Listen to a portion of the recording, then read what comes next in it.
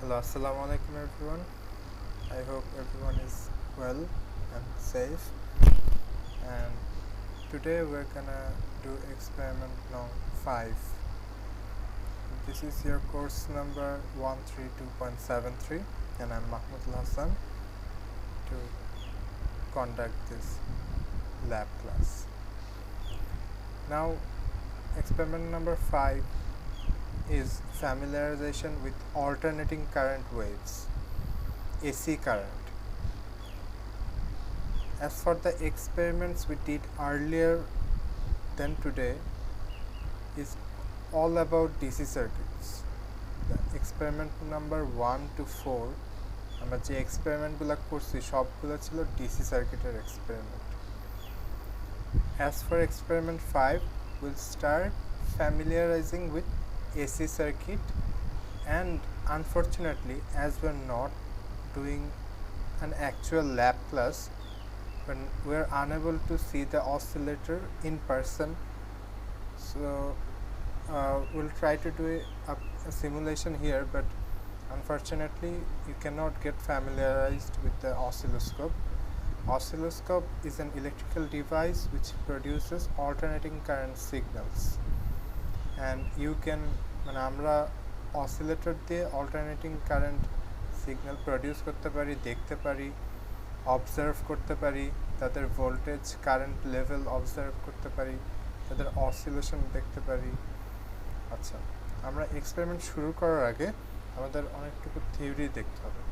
আচ্ছা, সেটার আগে আমরা অবজেক্টিভটা দেখে নেব. In this experiment we shall see some aspects of sinusoidal waveform and correlate these with practically measurable values such as RMS values, phase angle, time period, and also exposed to simple AC circuit and some circuit elements. Try to familiarize with yourself oscilloscope, how to measure peak values, phase angle, and time period using oscilloscope, and methods of measuring RMS values, both using oscilloscope and a multimeter. Difference between AC and DC setting of multimeter oscilloscope, capacitor, resistor, and breadboard. আচ্ছা, এখন AC আর DC সার্কিটের differentiate করতে আমরা আসলে আমার একটা presentation বানানো আছে অন্য একটা গ্রুপের জন্য বানিয়েছিলাম, সেকশন 71-এর জন্য বানিয়েছিলাম. সেটার থেকে আমরা এসি আর ডিসির কিছু থিওরি দেখে আসি. আচ্ছা, first of all DC circuit হচ্ছে একটা ডিসি সার্কিট. আমি যখন বলবো তখন সেই সার্কিটের সোর্সটা হবে ডিসি, ডিরেক্ট কারেন্ট. এই ডিরেক্ট কারেন্ট বলতে কি বোঝায়? ডিরেক্ট কারেন্ট হচ্ছে এমন একটা কারেন্ট যার দিক কোনো পরিবর্তন হয় না, has only one direction and has a constant amplitude. আচ্ছা, আর ডিসি সার্কিটের যে ডেফিনিশন সেটা হচ্ছে a circuit that is driven by a time invariant. Time ইনভ্যারিয়েন্টের অর্থ হচ্ছে সময়ের সাথে এটার কোনো চেঞ্জ হয় না. A circuit that is driven by a time invariant or constant voltage or current source is called a DC circuit. একটা সার্কিট যখন তার সোর্স একটা কনস্ট্যান্ট বা টাইম ইনভ্যারিয়েন্ট হয়, সে সময়ের সাথে সাথে কোনো চেঞ্জ হবে না তার. যদি এরকম একটা সোর্স থাকে তখন সেই সার্কিটটাকে আমরা বলবো DC circuit. On the other hand, a circuit that is driven by a time variant or alternating or sinusoidal voltage or current source is called an AC circuit. একটা সার্কিটের সোর্স হিসেবে যদি আমাদের অল্টারনেটিং বা সাইনোসয়েডাল বা time variant মানে সময়ের সাথে সাথে চেঞ্জ হচ্ছে এরকম যদি একটা সোর্স থাকে, যে তার এক মেজার করলে তার ভ্যালু একসময় পজিটিভ একসময় নেগেটিভ আসতেছে, সেই সার্কিটগুলোকে সেরকম সোর্সওয়ালা সার্কিটগুলোকে আমরা বলবো এসি সার্কিট. আর আমরা এক্সপেরিমেন্ট নাম্বার 1 to 4 যেগুলো করেছি সেগুলো সব ছিল ডিসি সার্কিটের জন্য. আমরা যে ব্যাটারি ইউজ করছি, battery is a direct current source. একটা সেম অ্যামাউন্টের ভোল্টেজ সে কনস্ট্যান্ট দেয় একই দিক থেকে. সার্কিটের কারেন্টের দিক একই থাকে, তার কোনো পরিবর্তন হয় না. আর অল্টারনেটিং কারেন্টের সার্কিটের কারেন্ট একবার একদিকে যায়, এরপর অপোজিট সাইডে আসে, একবার একদিকে যায়, একবার অপোজিট সাইডে আসে। সাইনোসয়েড বলতে আমরা কি বুঝি? Sinusoid is a function of sign or cosine function.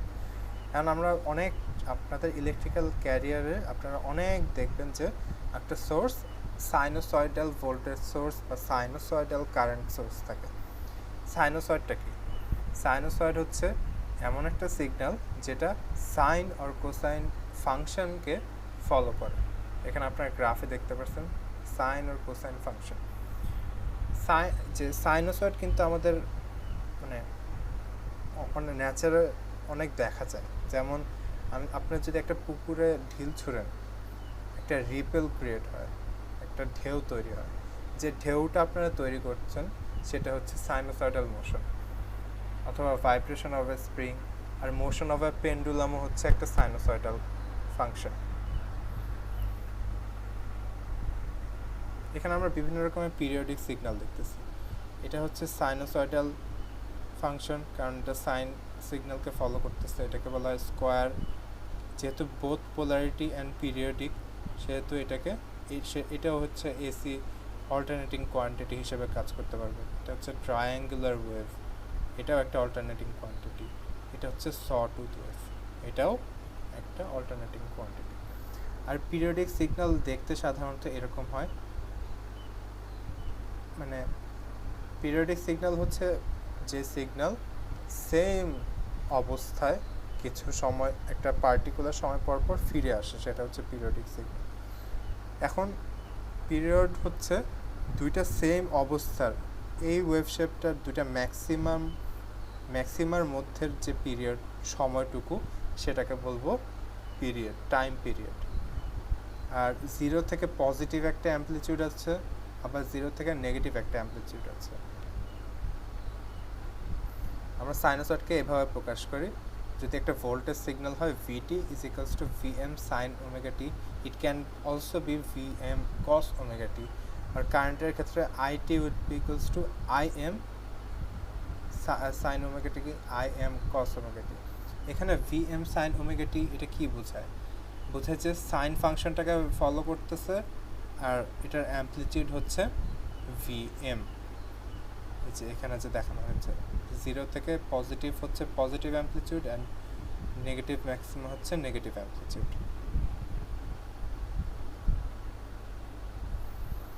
আচ্ছা, এটা হল আমাদের কিছু, আমি এই প্রেজেন্টেশনটাও অ্যাটাচ করে দিব আপনাদের গুগল ক্লাসরুমে। আপনারা প্লিজ প্রেজেন্টেশনটা একটু দেখবেন, আপনাদের মানে জ্ঞান অর্জন হবে, আর আপনাদের কনসেপ্ট কিছু ক্লিয়ার হয়ে যাবে।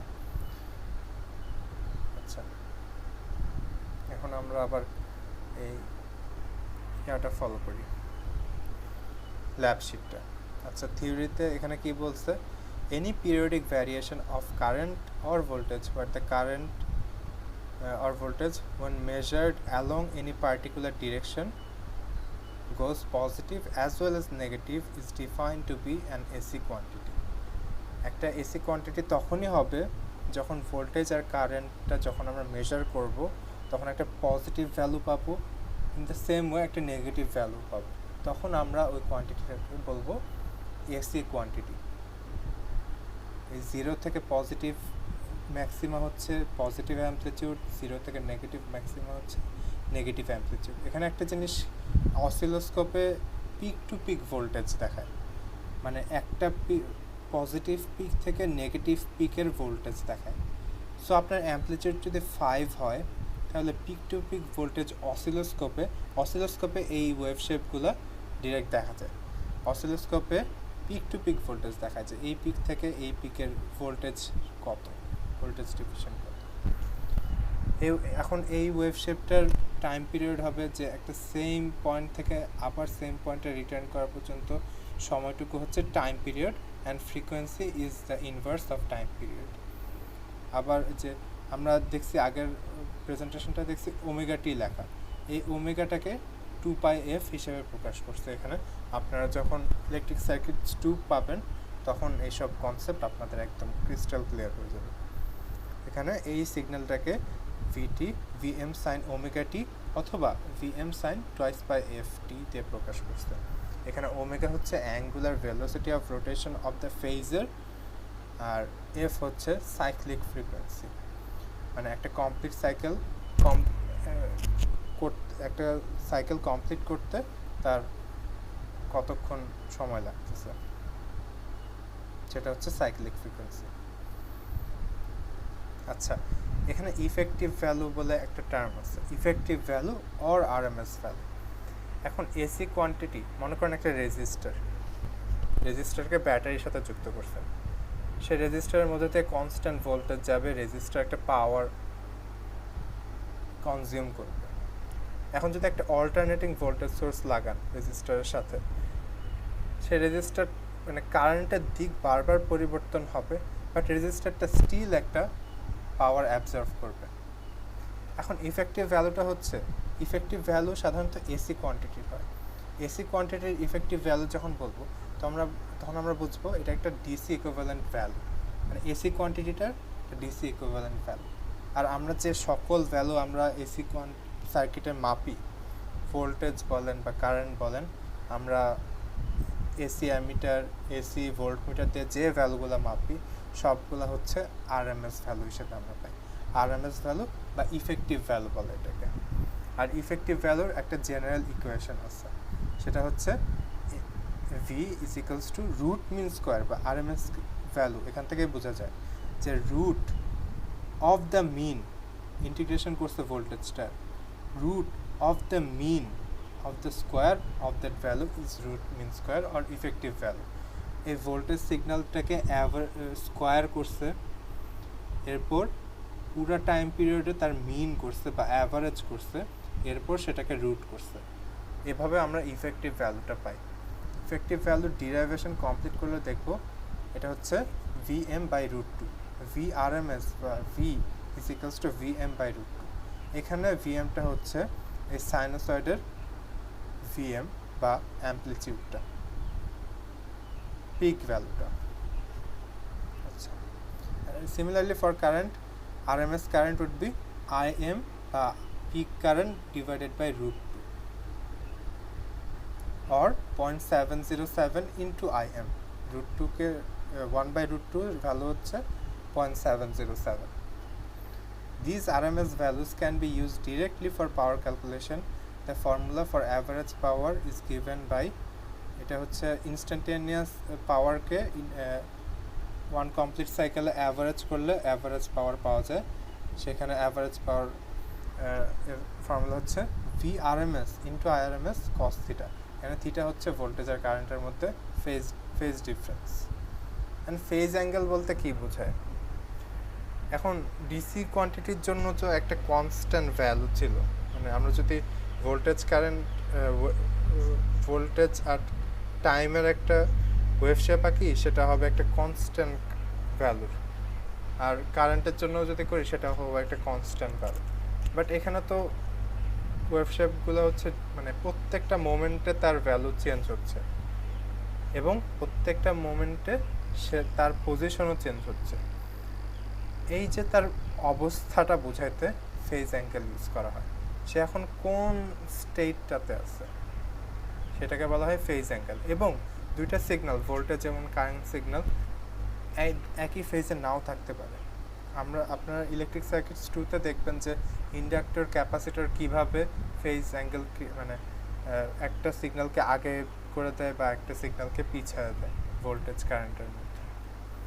আচ্ছা, এখানে বলা হয়েছে যে এখানে দেখেন, এখানে ভোল্টেজ সিগন্যালটা কারেন্ট সিগন্যালকে লিড করতেছে। এখানে ভোল্টেজ সিগন্যাল, এর কিছুক্ষণ পরে আসছে কারেন্ট সিগন্যাল। এটা হচ্ছে ভোল্টেজ এই থিটা অ্যাঙ্গেলের মাধ্যমে কারেন্টকে লিড করতেছে। এই ডায়াগ্রাম থেকে সেটা বোঝা যাচ্ছে।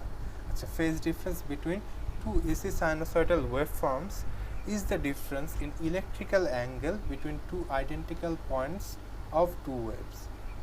দুইটা ওয়েভের দুইটা আইডেন্টিক্যাল মানে সেম পজিশনের দূরত্ব মাপতে হবে। যে জিরো ক্রসিং ধরছে ভোল্টেজের, আয়ারও ফার্স্ট জিরো ক্রসিং ধরছে, এই দুটার মধ্যে ডিফারেন্সটা হবে ফেজ ডিফারেন্স। মানে ভোল্টেজ সিগন্যালটাকে প্রকাশ করছে VM sine omega T or twice pi F T, আইকে প্রকাশ করছে I M sine twice pi F T minus theta or omega T minus theta. এখানে মাইনাস থিটা এটাই প্রকাশ করতেছে যে কারেন্ট সিগন্যালটা ভোল্টেজ মানে is shifted to the right by theta angle. আপনারা যখন ফেজের পড়বেন ইলেকট্রিক সার্কিট 2-তে এই ফেজ অ্যাঙ্গেলের ব্যাপারগুলো ক্লিয়ার হবে। এখন আপাতত মাথায় রাখুন। আচ্ছা, impedance for AC circuit analysis impedance plays the same role as resistance plays in DC circuit analysis. আমরা ডিসি সার্কিটের ক্ষেত্রে যদি ক্যাপাসিটর থাকে সেটা ওপেন সার্কিটের মতোই কাজ করে, ডিসি সার্কিটে যদি ইন্ডাক্টর থাকে সেটা ক্লোজ সার্কিটের মতো কাজ করে। আর রেজিস্ট্যান্স একটা মানে সার্কিটের কারেন্টের যাওয়ার পথে একটা রেজিস্ট্যান্স দেয়। এখন এসি সার্কিটের জন্য রেজিস্ট্যান্স সেম রেজিস্ট্যান্স দিবে, বাট ইন্ডাক্টর আর ক্যাপাসিটর তারাও একটা বাধা বা রেজিস্ট্যান্স দিবে। এই accumulated inductor, capacitor and resistor যে বাধা দেয় কারেন্টকে, এই হোল টার্মটাকে বলা হয় ইম্পিডেন্স। মানে ডিসি সার্কিটের রেজিস্ট্যান্সের যে কন্ট্রিবিউশন ছিল, এসি সার্কিটে ইম্পিডেন্সের সেম কন্ট্রিবিউশন, সে কারেন্টটাকে বাধা দিবে। এবং ওহমের ল আমরা যে ডিসি সার্কিটের জন্য পড়ছি, ভি ইকুয়ালস টু আই আর, এখানে ইম্পিডেন্সকে জেড দিয়ে প্রকাশ করে। এসি সার্কিটের ক্ষেত্রে সেটা হবে V is equals to I Z, আর এর পরিবর্তে জেড টার্মটা আসবে, যেটা হচ্ছে ইম্পিডেন্স। অ্যান্ড এসি সার্কিট অ্যানালাইসিসে ইম্পিডেন্সের আইডিয়াটা খুবই ইম্পর্ট্যান্ট।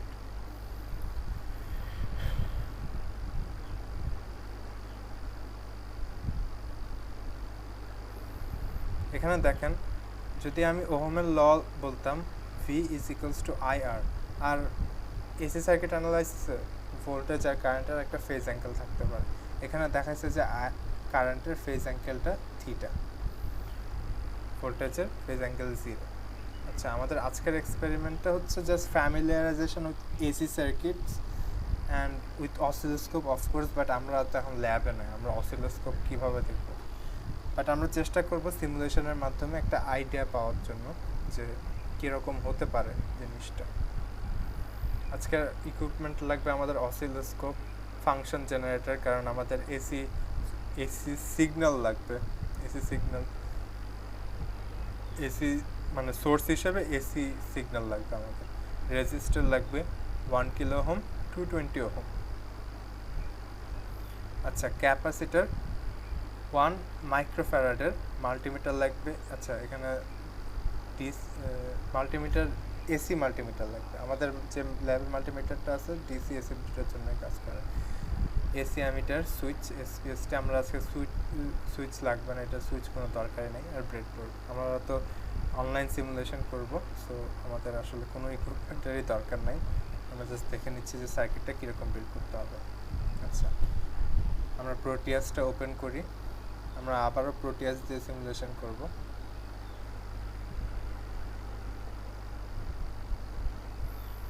স্কিম্যাটিক ক্যাপচার, আচ্ছা সরি, এটা তো টিউটোরিয়াল। এই যে আইএস যেটা লেখা, এখানে দিলে স্কিম্যাটিক ক্যাপচার স্টার্ট হবে। আচ্ছা, এখন আমাদের কি করতে হবে বলছে।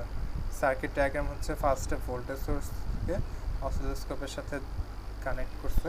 Connect the output of function generator directly to channel 1 of the oscilloscope as shown in the figure. Set the amplitude of the wave at 10 volt peak to peak. এখন আমাদের অসিলোস্কোপ মানে ফাংশন জেনারেটরও নেই, অসিলোস্কোপও নেই, আমাদের জিনিসটা করতে হবে প্রোটিয়াস সফটওয়্যারের মাধ্যমে। And the frequency at 1 kilohertz. Select the sinusoidal wave shape. আচ্ছা, এখন আমাদের তো ফাংশন জেনারেটর নেই, আমরা এখানে একটা অল্টারনেটর ইউজ করব, বা ভি সাইনও ইউজ করতে পারেন এই প্রোটিয়াসে। অল্টারনেটর, এই যে স্কুইগলি লাইন, এই স্কুইগলি লাইন মিন করে যে জিনিসটা হচ্ছে অল্টারনেটিং, পজিটিভ হাফ সাইকেল থাকবে, এরপর নেগেটিভ হাফ সাইকেল থাকবে।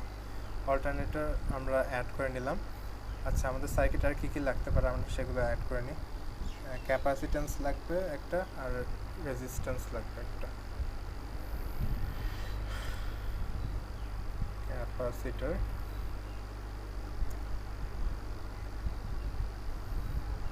ক্যাপাসিটর, অ্যাড করে নিলাম লাইব্রেরি থেকে। এটা রেজিস্ট্যান্স লাগবে,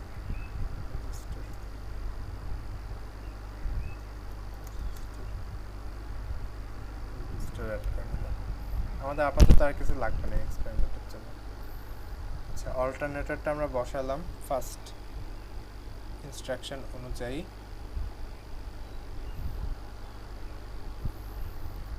আচ্ছা, এখানে বলছে আমাদের 10 volt peak to pick.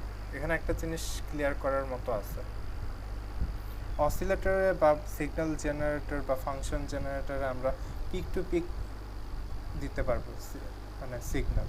And peak to peak মানে হচ্ছে যে একটা পিক থেকে আরেকটা পিকের যে ভোল্টেজ, পজিটিভ হাফ সাইকেলের পিক থেকে নেগেটিভ হাফ সাইকেলের পিকটা হচ্ছে পিক টু পিক ভোল্টেজ।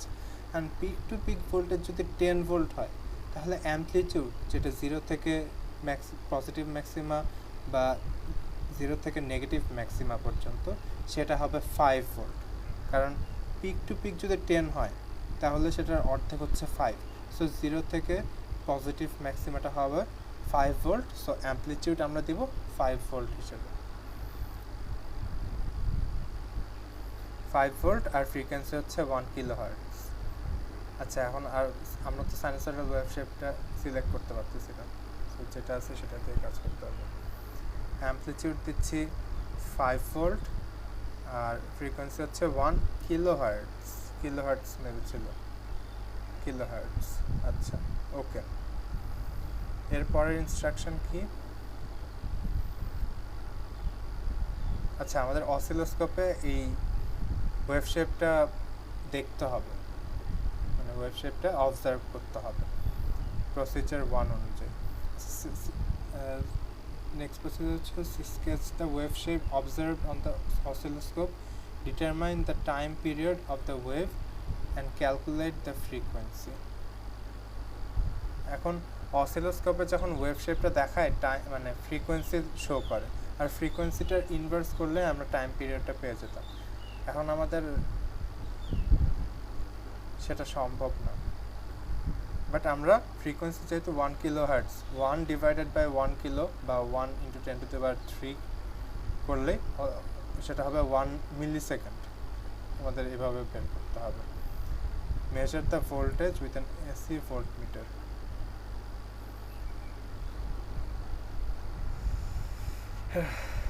আচ্ছা, আমাদের অসিলোস্কোপ অ্যাড করলাম একটা এখান থেকে।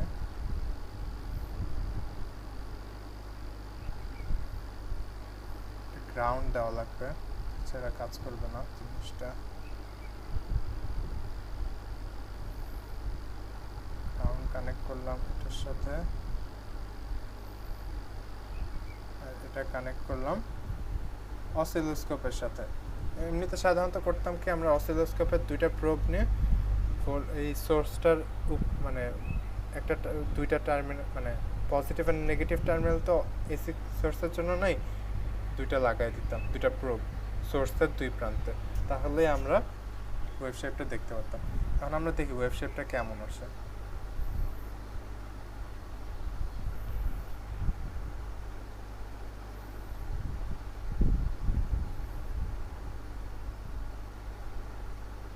এই যে আমাদের সাইনোসয়েডাল ওয়েভফর্ম পাওয়া গেছে।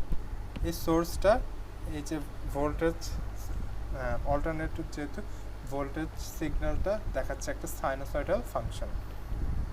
0-তে তার ভ্যালু 0, π/2-তে হচ্ছে ম্যাক্সিমাম, পায়ে হচ্ছে 0, আবার 3π/2-তে হচ্ছে আরেকটা মানে নেগেটিভ ম্যাক্সিমা, আর 2π আবার সিগন্যালটা শেষ হচ্ছে। অ্যান্ড অসিলোস্কোপে আমি এই অসিলোস্কোপটাকে বড় করার অনেক চেষ্টা করছি, বাট পারতেছি না। এই মানে এটা তো ক্র্যাকড একটা সফটওয়্যার, এই জন্য মেবি সমস্যা করতেছে। অ্যান্ড দেখতেই পারতেছেন যে সিগন্যালটা একটা সাইনোসয়েডাল ওয়েভফর্ম দিচ্ছে।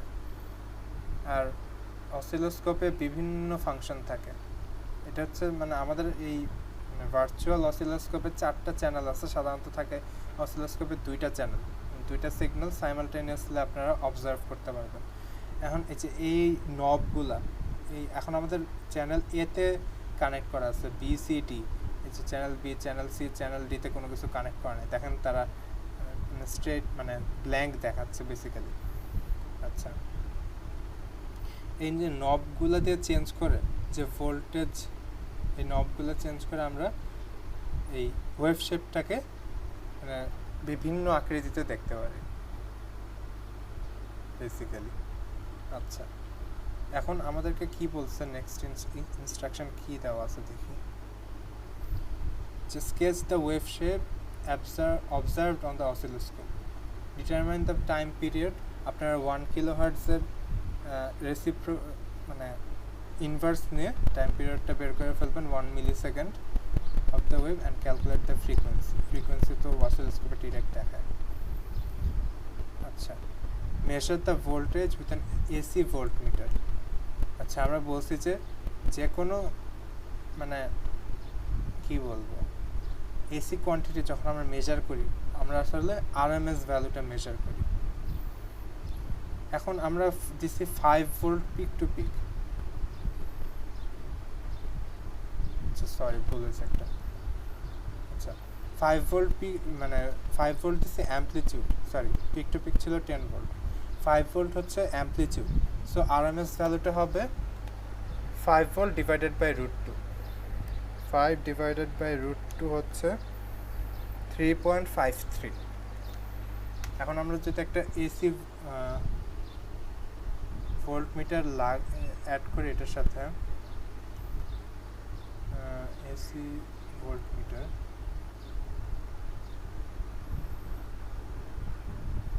এখন যদি আমরা একটা এসি ভোল্টমিটার অ্যাড করি এটার সাথে,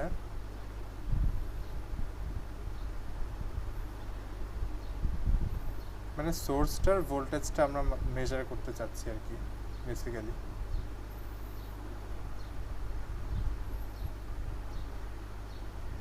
এক্ষেত্রে আমরা মানে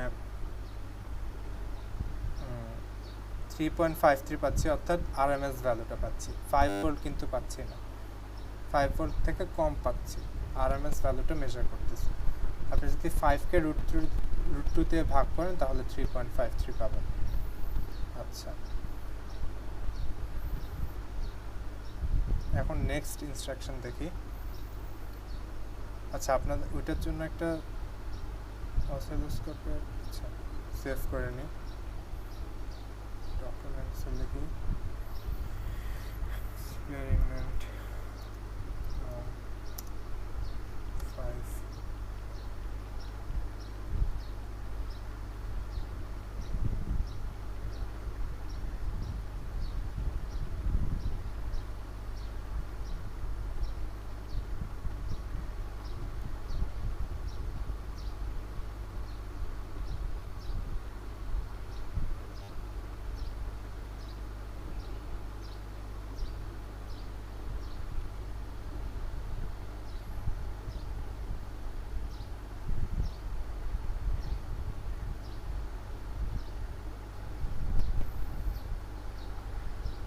আচ্ছা, এই ওয়েভ শেপটা আপনারা একটা মানে আপনাদেরকে স্ক্রিনশট পাঠাবো, এটা আপনাদের স্কেচ করে নিন, যেটা হচ্ছে 10 ভোল্ট পিক টু পিক বা অ্যাম্পলিটিউড যখন 5 ভোল্ট আর ফ্রিকোয়েন্সি 1 কিলোহার্টজ তখন এই ওয়েভ শেপটা দিছে।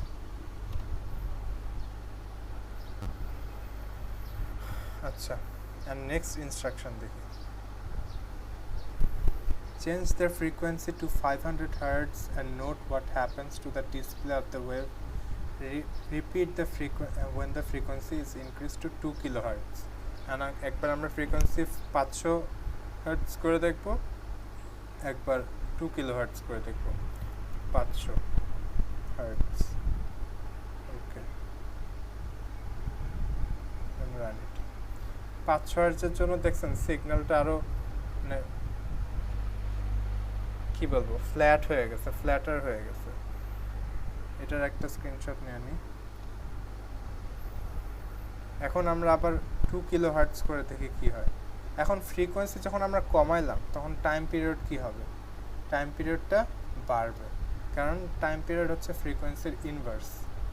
ফ্রিকোয়েন্সি যদি কমে তাহলে টাইম পিরিয়ডটা বাড়বে। আচ্ছা, এখন আমরা 2 কিলোহার্টজ করে দেখি। 2 কিলোহার্টজ, ওকে, দেন রান ইট। এখন দেখতেছেন সিগন্যালটা অনেক বেশি মানে তাড়াতাড়ি আপ ডাউন করতেছে, তার মানে তারা সাইকেলটা খুব তাড়াতাড়ি কমপ্লিট করছে। যেহেতু ফ্রিকোয়েন্সি বাড়ায় দিছি, 500 হার্টজ থেকে 2 কিলোহার্টজ করে দিছি, সেহেতু তার টাইম পিরিয়ডটা অনেক কমে গেছে আগের থেকে। আগের বার ফ্রিকোয়েন্সি মানে সিগন্যালটা ছিল অনেকটা এরকম, এবং এবার খুব তাড়াতাড়ি সিগন্যালটা একটা কমপ্লিট সাইকেল হচ্ছে অনেক তাড়াতাড়ি, সো টাইম পিরিয়ডটা অনেক কমে গেছে। এটার একটা স্ক্রিনশট তুলে। আচ্ছা, এটা হচ্ছে 1 কিলোহার্টজ আর 1 কিলোহার্টজে একটা ওয়েভ শেপ পাইছি, 500 হার্টজে একটা ওয়েভ শেপ পাইছি, আর 2 কিলোহার্টজে একটা ওয়েভ শেপ পাইছি। এই তিনটা ওয়েভ শেপ আপনাদের স্কেচ করতে হবে রিপোর্টে। আর আপনাদের কোনো রিপোর্টে আমি এখন পর্যন্ত পাইনি। আপনারা কেউ মানে জিজ্ঞাসা করেন না কীভাবে রিপোর্ট দেবো না কী দেবো, কারণ আপনাদের তো কোনো একটা মানে অ্যাসেসমেন্ট বা কিছু একটা তো সাবমিট করতে হবে, সেটা তাহলে কীভাবে করবো আপনারা যদি কেউ রিপোর্ট না দেন?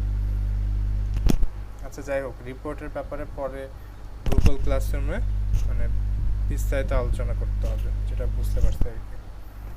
আচ্ছা, এখন আমাদের নেক্সট ইনস্ট্রাকশন দেখি। আচ্ছা, কনস্ট্রাক্ট দ্য সার্কিট অ্যাজ শোন ইন ফিগার 3। আচ্ছা, ফিগার 3 সার্কিট হচ্ছে এটা। আচ্ছা, বুঝলাম। Measure the input voltage with multimeter with AC voltage mode and the input current with an AC ammeter. আচ্ছা, কারেন্ট মাপতে হবে আর ভোল্টেজ মাপতে হবে, ঠিক আছে। The ratio between the voltage to the current gives the magnitude of the impedance Z. আচ্ছা আচ্ছা, বুঝতে পারছি। Observe the wave shape in channel 1 and channel 2 simultaneously. Find the frequency of both the wave shapes at the equal to the supply frequency and their amplitude from the display. The phase difference is given by 360 ft degree, where t is the time delay between the two wave shapes. Note that the voltage in channel 2 is the voltage across the resistance, and hence this is in phase with the current flowing in the circuit. আচ্ছা, বুঝতে পারছি। আচ্ছা, আমাদের এখন এই সার্কিটটা আবার break করতে হবে।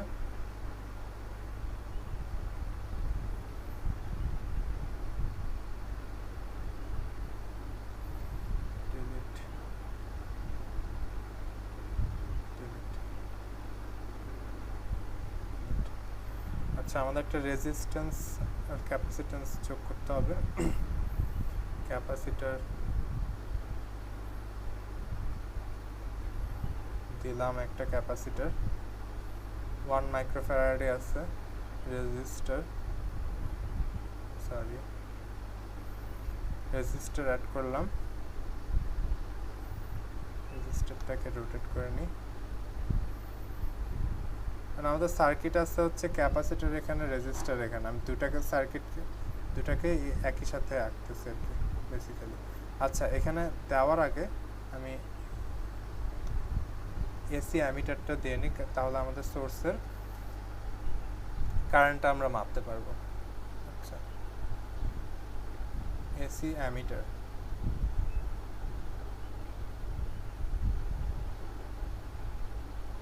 অ্যামিটার অ্যাড করি।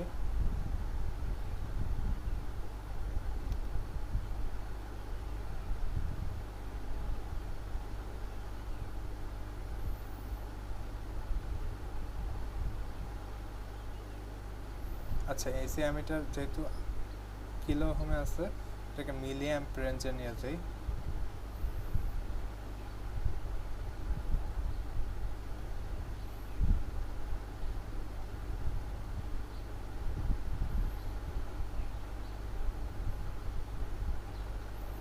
আচ্ছা, এই ভোল্টেজ সোর্সটাকে এটার অ্যাক্রসে অ্যাড করলেই মানে আমরা সোর্সের অ্যাক্রসের ভোল্টেজটা পাবো। মানে এইখান থেকে এই অ্যাক্রসে করলে আমরা সোর্সের অ্যাক্রসের ভোল্টেজটা পাবো।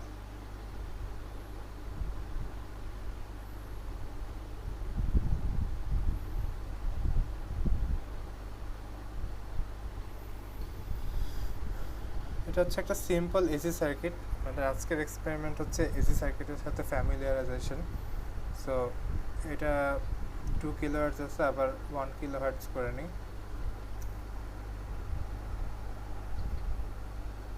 আবার 500 কিলোহার্টজের জন্য আর 2 কিলোহার্টজের জন্য ওয়েভ শেপগুলো কেমন আসে সেটার জন্য দিয়েছিলাম। আচ্ছা, এখন আমার রেজিস্ট্যান্সের ভ্যালুটা 1 কিলো ওহম করি, এরপর আবার জাস্ট 220 ওহম করে দিই। ওকে, আচ্ছা, এখন একটা চ্যানেল অ্যাড করতে হবে সোর্সের সাথে, আরেকটা চ্যানেল অ্যাড করতে হবে। আচ্ছা, এটাকে চেঞ্জ করে নিই, এই পজিশনে নিয়ে নিই।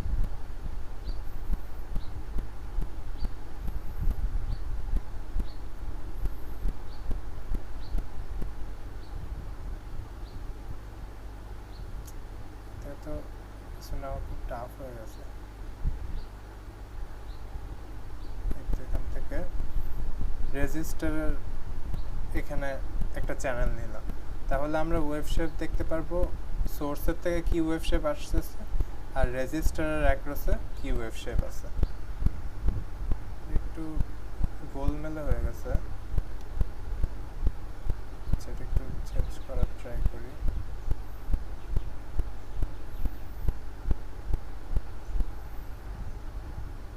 সার্কিটটা একটু হিচিবিচি টাইপ হয়ে গেছে, তো এরকম চাচ্ছি না। আচ্ছা, এখন আমরা অসিলোস্কোপের একটা চ্যানেল অ্যাড করছি হচ্ছে এই সোর্সের সাথে, সোর্সের ওয়েভ ফর্মটা দেখার জন্য, আরেকটা হচ্ছে রেজিস্টারের সাথে অ্যাড করছি রেজিস্টারের অ্যাক্রসে ওয়েভ শেপটা কেমন সেটা দেখার জন্য।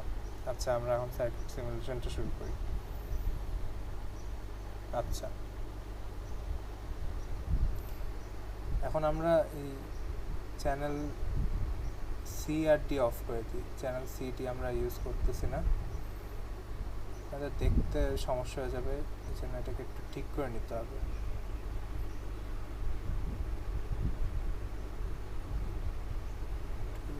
দিলে বেশি বড় হয়ে যায়, এটাকে উপর এখানে আনি, এটাকে একটু নিচে নামাই। এগুলো হচ্ছে ভোল্টেজ পার ডিভিশন বলে, এটাতে ওয়েভ শেপ, এটা যেহেতু 0.5 মিলিভোল্ট আছে, এটাকেও 0.5 মিলিভোল্ট নিই। আর না, আর একটু, আচ্ছা, এই অবস্থাটা কিন্তু বোঝা যাচ্ছে নাকি, মানে এখানে একটা, আপনারা যখন সার্কিট 2-তে যাবেন, ইলেকট্রিক্যাল সার্কিট 2 কোর্সটা করবেন, তখন দেখবেন যে যখন ক্যাপাসিট্যান্স অ্যাড করা হয় একটা সার্কিটে, সে ভোল্টেজ আর কারেন্ট সিগন্যাল, মানে ক্যাপাসিট্যান্স অ্যাড করলে সেখানে কারেন্ট ভোল্টেজকে লিড করে। সো এই সার্কিটটায় যখন এই সোর্সটা দিয়ে কারেন্ট যাচ্ছে, এই ক্যাপাসিট্যান্সের মধ্য দিয়ে যে রেজিস্টারটার মধ্যে দিয়ে আবার ব্যাক করতেছে, এখন ক্যাপাসিট্যান্সটা এই কারেন্টকে লিড করায় দিবে, যার ফলে আর এর অ্যাক্রসে যে ভোল্টেজ সেটা সোর্স ভোল্টেজকে লিড করবে। এটা আসলে ছোট অবস্থায় দেখা যাচ্ছে না, যখন আমরা একটু বড় করতেছি, এই দেখেন এই পিকটা এই পিকের আগে আসছে, মানে অকার হচ্ছে, এটা কিন্তু সোর্স ভোল্টেজ, মানে সোর্স ভোল্টেজ কিন্তু, মানে সোর্স ভোল্টেজের ফলে কিন্তু রেজিস্টারের অ্যাক্রসে যে ভোল্টেজ, এই যে চ্যানেল বি, এই ব্লু কালারটা হচ্ছে চ্যানেল বি আর ইয়েলোটা হচ্ছে চ্যানেল এ। সোর্স ছাড়া তো রেজিস্টারের অ্যাক্রসে কোনো ভোল্টেজই পাওয়ার কথা না, কিন্তু এখানে দেখেন সোর্স ভোল্টেজের তুলনায় রেজিস্টারের অ্যাক্রসে যে ব্লু ভোল্টেজ সিগন্যাল সেটা লিড করতেছে। আমি এই সিগন্যালটার একটা স্ক্রিনশট তুলে নিই। আচ্ছা, এখানে নিয়ে গেলে বোধহয় সবচেয়ে ভালো হয়, তাহলে সার্কিটটাও দেখা যাবে। এখন কারেন্টও দেখা যাচ্ছে, ভোল্টেজও দেখা যাচ্ছে, আর মানে সোর্স কারেন্ট হচ্ছে এটা আরএমএস কারেন্ট, আর এটা সোর্স ভোল্টেজ, এটা হচ্ছে আরএমএস ভোল্টেজ।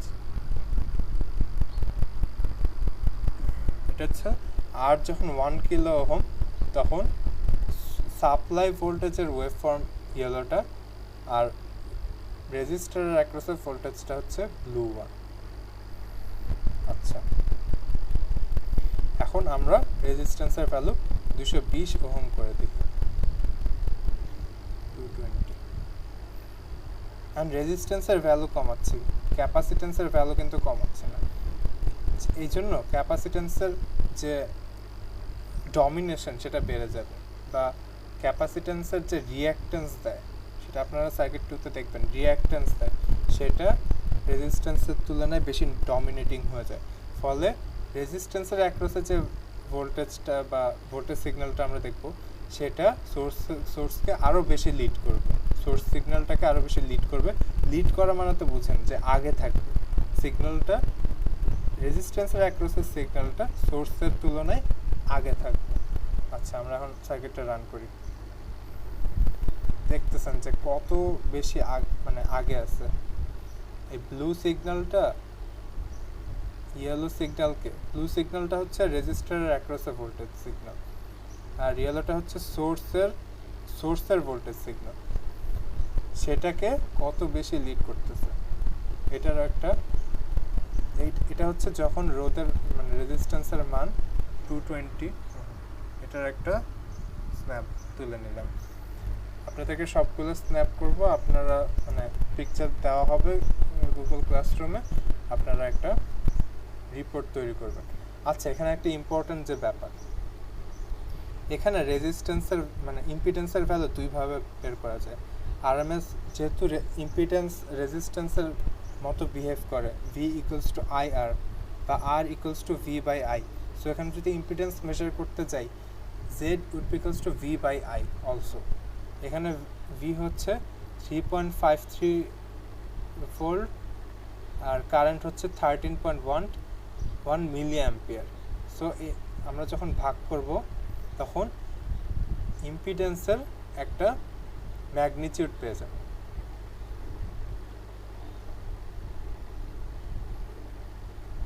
আচ্ছা, এই যে জেড বা R is equals to V by I, VRMS এর ভ্যালু ডিভাইডেড বাই IRMS এর ভ্যালু, আমরা যখন ভাগ করছি আমরা একটা ভ্যালু পাইছি 269.46। আবার যখন ইম্পিডেন্সকে আমরা যে মানে রেজিস্ট্যান্স যেভাবে মেজার করি মানে, আচ্ছা সিমুলেশনটা অফ করলে তো আবার দেখা যাবে না।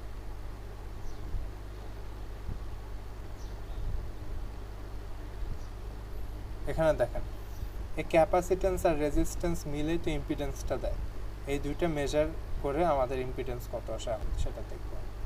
এটারও একটা স্ক্রিনশট আপনাদেরকে দিয়ে দিতে হবে। দেখেন z is equals to R minus J X, এখানে যদি ইন্ডাক্টর থাকতো তাহলে তো R plus J X, L হতো তখন যে এক্স সির বদলে। আচ্ছা, রেজিস্ট্যান্স এখানে 220 ওহম মাইনাস জে আর X C is equals to 1/ওমেগা সি। এটা আপনারা পরবর্তীতে সার্কিট 2তে আপনারা পাবেন। ওমেগা সি হচ্ছে ওমেগা হচ্ছে টুয়াইস পাই এফ হচ্ছে 1 কিলোহার্টজ, আর সি বা ক্যাপাসিট্যান্সের মান হচ্ছে 1 মাইক্রোফ্যারাড, 1 × 10⁻⁻6। এটাকে যখন আমরা ভাগ করব তখন আমরা ভ্যালু পাচ্ছি 271.53, অ্যাঙ্গেল হচ্ছে মাইনাস, এরকম একটা অ্যাঙ্গেল থাকবে, অ্যাঙ্গেল -35.88। এখন দেখেন দুইটার ম্যাগনিটিউড অলমোস্ট সেম। আমরা ভোল্টেজ কারেন্টের যে ম্যাগনিটিউডটা পেয়েছি সেটা হচ্ছে এই ম্যাগনিটিউডটার সমান অলমোস্ট, একটু ভ্যারিয়েশন আছে কারণ এখানে বোধহয় মানে প্রপারলি ক্যালকুলেট করা মানে একটু হয় নাই, মানে অলমোস্ট সিমিলার আসছে, মানে 270-র কাছাকাছি আসছে দুইটাই। এটা এভাবে আমরা দেখতে পাই যে ইম্পিডেন্স মানে ভোল্টেজ আরএমএস ভ্যালুর ভোল্টেজ কারেন্ট দিয়ে আমরা ইম্পিডেন্স বের করতে পারি, আর রেজিস্ট্যান্স ক্যাপাসিট্যান্সের ভ্যালু দিয়ে তো অবশ্যই ইম্পিডেন্স বের করতে পারি। এটা ছিল আজকের মানে সিমুলেশন আর কি, যে এসি সার্কিটের সাথে পরিচিতি বেসিক্যালি। আপনাদের আর রিপোর্টে মানে এক্সট্রা কী কী আছে, রিপোর্টে কী কী লিখতে পারে compare the frequency of the wave determined from the oscilloscope in step 2 মানে আমরা যে 500 হার্টজ আর 2 কিলোহার্টজ ডিফার করে যে দেখছি যে ওয়েভ শেপগুলো কেমন সেগুলোর মানে সেই একটা কম্প্যারিজন করতে হবে calculate the RMS value of the voltage observed in step 2 of the procedure and compare how the measured was in step 3 আচ্ছা measured value আর theoretical value এর মধ্যে comparison how does the time period vary when the frequency of the wave is changed in step 4 আমরা দেখছি যে 500 hertz যখন আমরা করছি সিগন্যালটা অনেকটা ফ্ল্যাটার হয়েছে এবং কমপ্লিট হতে অনেক বেশি টাইম লাগে ফ্রিকোয়েন্সি যখন কমাচ্ছি তখন টাইম পিরিয়ডটা বেড়ে গেছে এবং 2 কিলোহার্টজ যখন করছি অনেক দ্রুত সিগন্যালটা তার টাইম পিরিয়ড মানে সিগন্যালটা একটা সাইকেল কমপ্লিট করতেছিল সো ফ্রিকোয়েন্সি যখন বাড়াইছি টাইম পিরিয়ড অনেক কমে গেছে আচ্ছা calculate the magnitude of the impedance from the readings taken from step 5 আমরা সেটা করছি find the magnitude and phase angle of the impedance from the readings taken in step 5 and 6 যে impedance মেজারমেন্টের যে ব্যাপারটা আচ্ছা এটাই হচ্ছে আজকের এক্সপেরিমেন্ট ছিল মানে আমরা আনফরচুনেটলি আমরা ল্যাব করতে পারতেছি না ল্যাব করলে আপনারা অসিলোস্কোপ দেখতে পারতেন অসিলোস্কোপের বিভিন্ন চ্যানেল দিয়ে আমরা বিভিন্ন ওয়েভ শেপ অবজার্ভ করতে পারি সেটা দেখতে পারতেন অসিলোস্কোপ দিয়ে পিক টু পিক ভোল্টেজ বা আরএমএস ভোল্টেজ বা ফ্রিকোয়েন্সি বা টাইম পিরিয়ড সব অসিলোস্কোপ থেকে মেজার করা যায় সেগুলো আপনারা দেখতে পারতেন আনফরচুনেটলি সেগুলো আমরা দেখতে পারতেছি না বাট আপনারা এটা মনে রাখতে হবে যে ফ্রিকোয়েন্সি হচ্ছে ইনভার্স অফ টাইম পিরিয়ড আর বেসিক এসি সার্কিটে একটা সোর্স থাকবে যেটা অল্টারনেটিং ভোল্টেজ আর কারেন্ট সোর্স হবে অথবা সাইনোসয়েডাল অথবা পিরিয়ডিক যেটার দুইটা মানে পজিটিভ আর নেগেটিভ দুই রকমের ভ্যালু থাকবে আচ্ছা এটাই ছিল এসি সার্কিটের সাথে পরিচিতি familiarization with AC circuit and oscilloscope but অসিলোস্কোপটা আমরা আজকে দেখতে পারলাম না ইনশাআল্লাহ আপনার মানে পরিস্থিতি স্বাভাবিক হয়ে গেলে কখনো একদিন অসিলোস্কোপ আমরা ল্যাবে দেখবো ইনশাআল্লাহ আজকের মতো এখানেই শেষ করতেছি আপনার ভিডিওটা দেখবেন মানে কোনো কোয়েশ্চেন থাকলে আমাকে গুগল ক্লাসরুমে বা মেইল করে জিজ্ঞেস করবেন থ্যাংক ইউ ভেরি মাচ